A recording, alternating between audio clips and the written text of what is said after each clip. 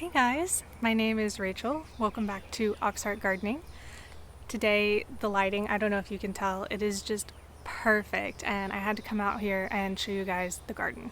But before we get into that, if you're new here, my name is Rachel, and I started this garden right behind me from actual just lawn on my rental property. This is my second year now, so I started this last May, and I've been gardening for like 3-ish years, maybe 4. I really focus on helping beginner gardeners understand things about the garden, and my biggest focus is showing you guys the realness of the garden, like all the pretty stuff, all the flowers, but also all the failures, the things that are going wrong, and talk you through how I'm trying to fix them.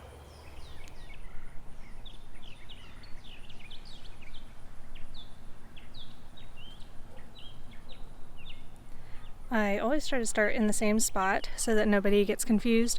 This is my tomato trellis, and right in front of the tomato trellis is my mint plant, which is just, I don't know, it's getting kind of out of control here, which was the point, to be fair. You can see it's starting to put off little runners, and I'm kind of hoping that it will sort of fill up this space here, and as it fills up, I will try to keep it short as sort of like a cute little edible ground cover right here in the curve of the path.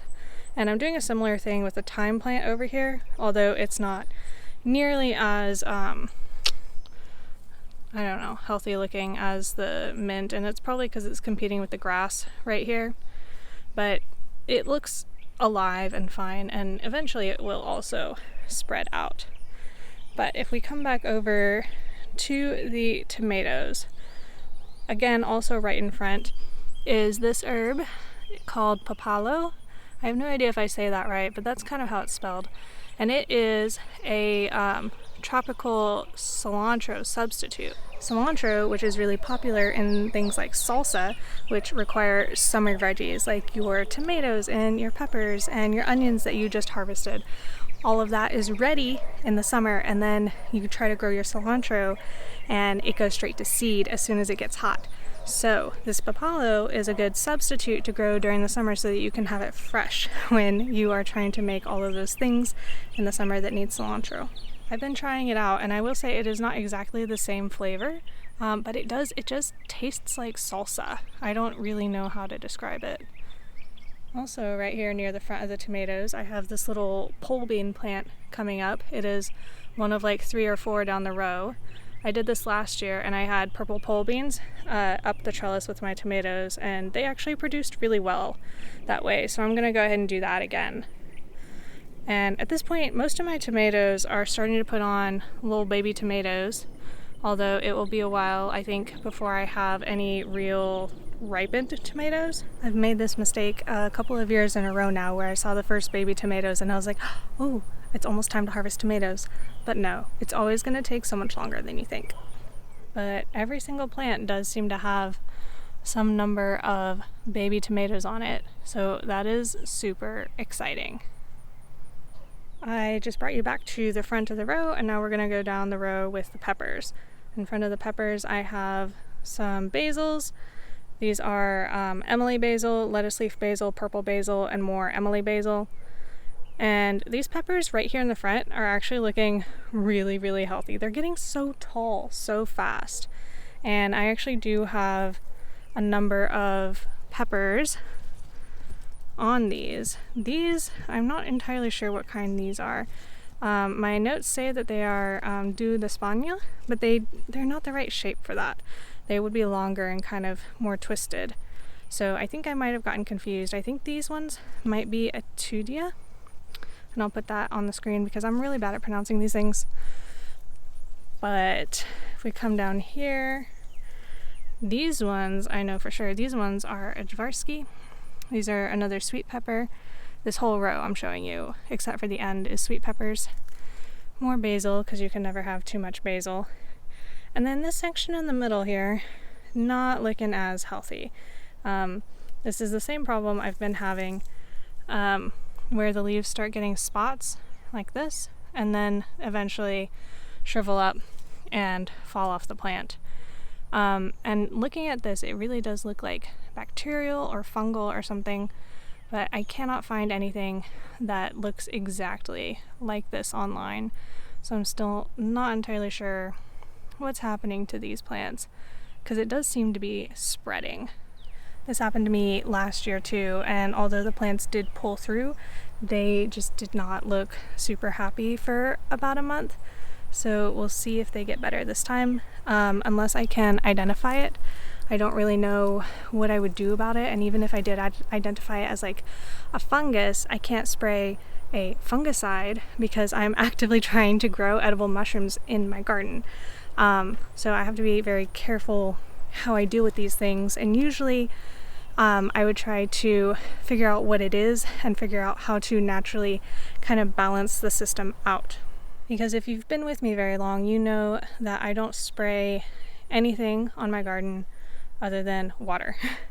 I don't do insecticides, I don't do herbicides, I don't do fungicides, and really what my goal is to try and look at the issues that I have and create an environment where everything balances itself out. There are enough predators for the pests, in terms of both insects and in terms of microorganisms. Also, wow, look at this in the golden hour light. We have some baby peppers on this fish pepper. We can show you what I've been talking about, where they get little stripies. Very cute. This is bushing out just absolutely beautifully. Basil right here. I rustled it. Oh my goodness, it smells so good. Anyways, I'm not trying to tell you that you have to not spray anything on your garden for it to be a good garden, but this is just like my personal project, is to like figure out what it takes to have a really successful, beautiful, productive garden without any of those sprays. All right, we are coming down the other side of the peppers here, and the thing taking up most of the frame is my massive kale. Every time you guys ask what variety it is kaleidoscope kale from the Experimental Farm Network. I planted it in the fall. It never went to seed, and it continues to produce these leaves. So like near the bottom, there's these giant leaves. These are kind of tough now, but these smaller leaves it's putting on midway up are still like pretty tender leaves. They're maybe not super sweet. They have that like really distinctive kale bitterness to them, but they are like tasty and good for fresh eating as well as sauteing. And so back over here I have my corn that is coming up. I actually went through earlier and thinned it out. I had planted 2 corn kernels per hole because it was home saved seed and I wasn't really sure how well it was going to do, but it seemed like almost every single one of them came up, so that's pretty exciting.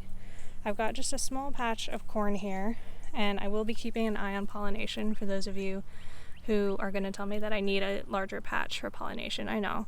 I'm going to keep an eye on pollination and do it myself if I need to. Right here, looking similar to corn, but very, very different, is ginger. I have a video where I showed you how to plant this ginger, and there's actually more ginger coming up right there. I planted it sort of all over the garden. And there's a little bit more corn back here in this space. And then we come to the eggplants. Now these 3 are Nagasaki long eggplants, and I've been harvesting from them recently. Look at that. There's 2 more in here that need harvesting. These are really awesome because the skin stays really tender, and so you don't have to peel them at all, which I really like. Also, in between all of this massive amount of green right here, these are all turnip seeds from when I had turnips here, and I let them go to seed, and then I did not pull the plants out fast enough after I let them go to seed. And so they did what they do best, and they reseeded. And now at this point, it's a little bit of an experiment.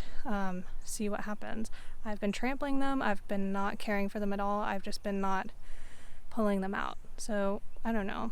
I'm not really expecting to get anything, but I think it's really cool to watch just kind of what happens with things like this so that you know and you can understand your plants a little better. Getting back to the eggplant, 1, 2, 3 of the Antigua, and down here I have some little baby fruits. This one was a little farther behind, but it makes these beautiful stripy ones. I've heard people call these, ooh, that was something sharp. This has spines on it. I've heard people call these fairy eggplants. Well, you can kind of see those spines up there. Gotta be careful with those. Anyway, fairy eggplants are really good the same way the Nagasaki long ones are really good, in that they have this nice tender skin that you just don't really have to bother peeling them at all, and they are already kind of small so that you don't have to eat so much eggplant at one time. Okay, now on to the super pretty part, which is these trellises. And if you look past that wind chime in the middle, you can see the sunflowers all the way there in the background.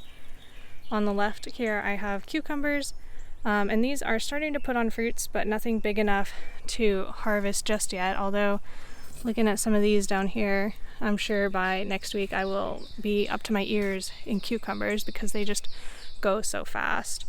And then over here I have little baby winter squashes getting shaded out by my kale. These two I think are butternut, and these two I think are sugar pie pumpkin. And yes, I'm putting them onto the trellis, and they are a little late. I mentioned last week that I intentionally planted a lot of squash late because I'm trying to mess with the timing a little bit and see if I can avoid squash bugs and, most importantly, vine borers. Because my season is long enough, if I start them later than like the earliest that I can absolutely start them, there's a chance that these bugs will have gone through their life cycle before my plants are like attracting them. And my plants, since I have a long growing season, can just mature a little later than everybody else's. Or so the theory goes. You know, this is my first year testing it, and I don't know if that'll actually work out or not. I have to go all the way out and around to get to the second trellis. This has noodle beans on it, and my path is blocked by this massive jungle of radish flowers, which I should probably start clearing out right about now. But I've already got little baby noodle beans coming on. These are growing like an inch a day. It's wild. They'll be ready to pick in no time.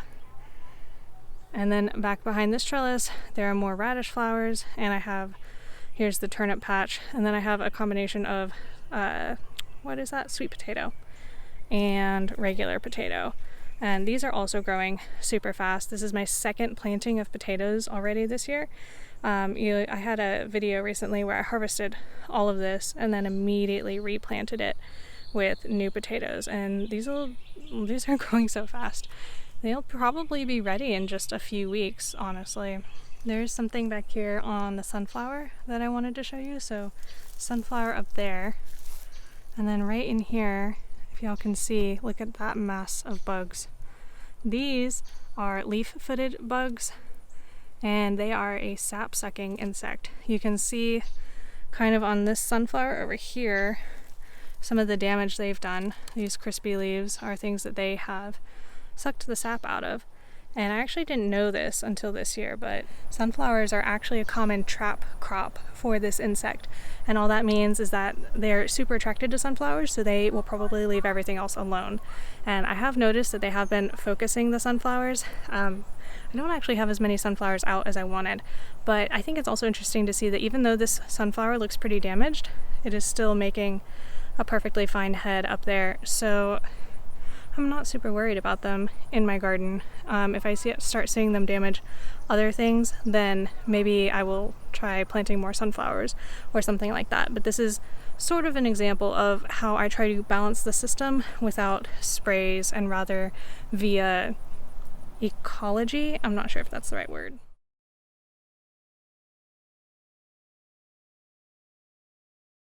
Those of you who saw the garden last year probably noticed how much more walkable it is this time of year than it was last year, and that's because I don't have massive pumpkins just trailing over the entire garden. However, I do have some baby squashes over here. These are acorn squash, and I think they're going to be bushing, but I did harvest them, the seeds, from a store-bought squash, and last year I planted them, and I'm pretty sure that they were bushing variety. Down here is my experimental Brussels sprout. Normally these are a cold weather crop, but this one never went to seed like the rest of them, so I'm keeping it, and I'm gonna just watch it and see what it does. There is a theme here. Watch, see what happens and learn. Back here on the edge is my zinnias, as well as some more of my hot peppers. Almost every zinnia that's bloomed has been a different color, and that's been really, really nice. I've got, let's see, here we go. These are, what is the name? Something golden honey, I think. Hot peppers. These are new to me this year, but a lot of other peppers I have over here include paprikas and cayennes, and maybe there's a serrano mixed in there somewhere. But I'm really liking the peppers intermixed with the zinnias. I think they're playing quite nicely together. Alright, so we are now over at the raised bed. If you're new here, I really would like to have more of these, but they're kind of expensive. Like, I think they're good, but they're kind of expensive, these Vigo garden beds. So I'm having to build up my collection of them, like a little bit at a time. But right now, this is the herb garden. I've got lavender. I've got oregano that is going to seed. I've got sage. I've got parsley that is gone to seed. I've got thyme. This is Mexican tarragon, and I have stevia, all of which is looking really great. My climate is so warm that a lot of herbs are perennial here, so this is the spot that I expect to have herbs very long term. Alright, lastly we'll check out my brand new berry patch. I planted some of these berries last fall, and then because some of them died, I planted a few more this spring. And they are growing, but slowly. I've got thornless raspberries, thornless blackberries that I think will need some support at some point. I've got this is one strawberry plant here that is putting out tendrils and kind of expanding, which is exactly what I wanted it to do. I'd kind of hoped that I would get strawberries from it this year, but that seems to not be the case, although I'm sure I'll get some next year. Hopefully I'll get a bajillion next year. And it is acting as like a living ground cover for this, hopefully. I have 4 blueberry bushes all along here, and I think I could probably be watering them a little more. I just keep hoping it'll rain, and then it doesn't. So I live near this pretty huge man-made lake in South Carolina called Lake Hartwell, and I'm pretty convinced that the lake acts as sort of a weather shield for my area specifically. I'll watch these big storms come in on the radar, and they'll be like big storms, and then they'll come and hit the lake and just disintegrate. And so every day it's like the weather thinks, oh, there could be storms in your area, and then every day for like the past 3 weeks they have not hit. I have not gotten any rain, and it's so frustrating because I'm like, I don't want to be the idiot who turns on my sprinkler in the middle of a rainstorm or right before it's supposed to rain.